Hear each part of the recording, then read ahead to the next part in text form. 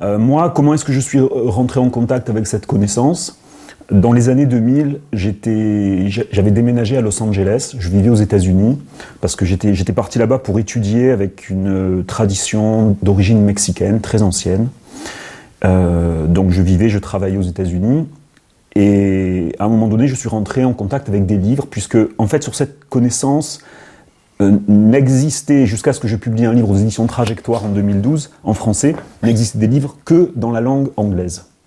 C'est-à-dire ce sont seulement des Américains, c'est en Amérique que ça a été, aux États-Unis, qu'il y a eu les premiers ouvrages et une succession d'enseignants depuis l'année 1893. C'est la date où le premier livre a été publié, qui est cet ouvrage-là, le livre du test mystique, The Mystic Test Book, donc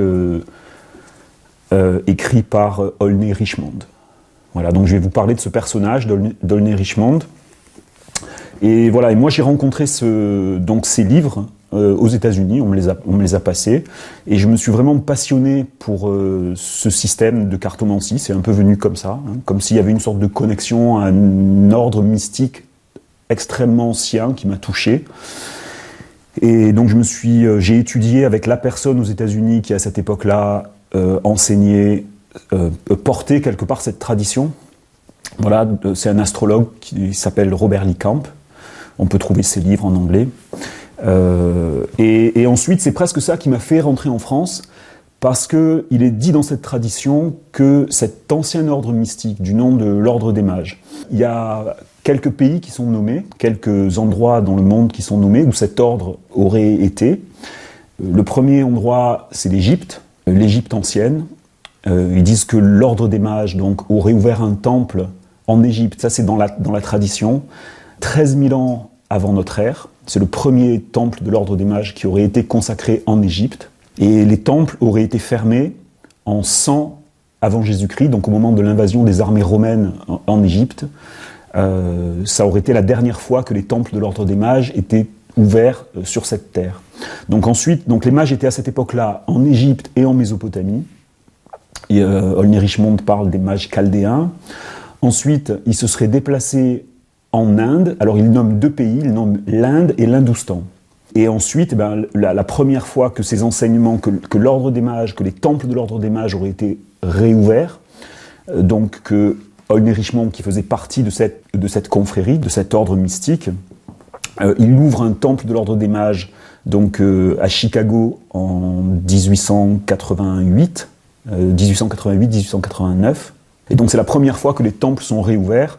Et il dit, lui, avoir reçu l'autorisation de ses supérieurs, l'autorisation donc de l'ordre. Donc il y avait un groupe derrière lui. Hein, il était soutenu par des gens. Il a été soutenu et enseigné par des personnes. C'est ce que ça laisse entendre.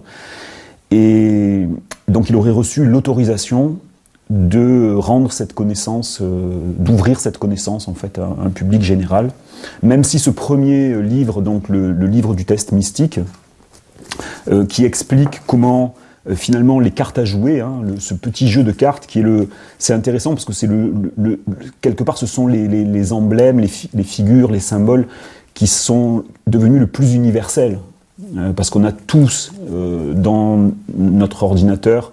Il y a des jeux de cartes, sur les téléphones portables, il y a des jeux de cartes, sur tous les casinos de la planète, on joue avec ces cartes, qui ont conservé ces cartes, c'est le jeu américain, ou le jeu anglais, je crois qu'on l'appelle. Parce qu'après, il y a un jeu français aussi qui s'est distingué, même si au départ, toutes les cartes sont apparues en France. Et donc l'autre pays que Olney Richmond cite, c'est la France. Puisque les cartes à jouer, elles apparaissent plus ou moins au XIVe siècle, enfin dans ce moment de la Renaissance, au moment où il y a une transformation de conscience entre le Moyen-Âge et l'homme moderne, quelque part, qui apparaît. Et donc il y a ce petit jeu de cartes qui est lancé, et d'ailleurs qui a un succès fou. Les gens s'arrachent les cartes. Moi j'imagine un succès comparable à la télévision pour l'époque. Que font les gens le soir quand ils se retrouvent autour du feu pendant les longues nuits d'hiver? Eh ben, ils sortent un jeu de cartes. Ils sortent un jeu de cartes et ils jouent aux cartes. Et donc à cette époque, la France, elle devient vraiment le grenier à cartes de l'Europe. Il y a des quartiers avec des énormes entreprises en fait qui fabriquent des jeux de cartes. Et vraiment leur succès ne se dément pas en fait. Hein. Et c'est intéressant parce que aussi, c'est ce que dit Olney Richmond, c'est que les cartes ne changent pas vraiment. C'est-à-dire le dessin des personnages ne change pas vraiment. Et les dessins, il y a certains quartiers, notamment à la Révolution française, on essaie de changer, on remplace les rois, les reines par des personnages révolutionnaires, par exemple, plus tard à l'époque napoléonienne aussi, par des généraux de l'Empire, etc. Mais ça ne marche pas, ça n'accroche pas. Ce qui reste, c'est vraiment ce symbolisme originel.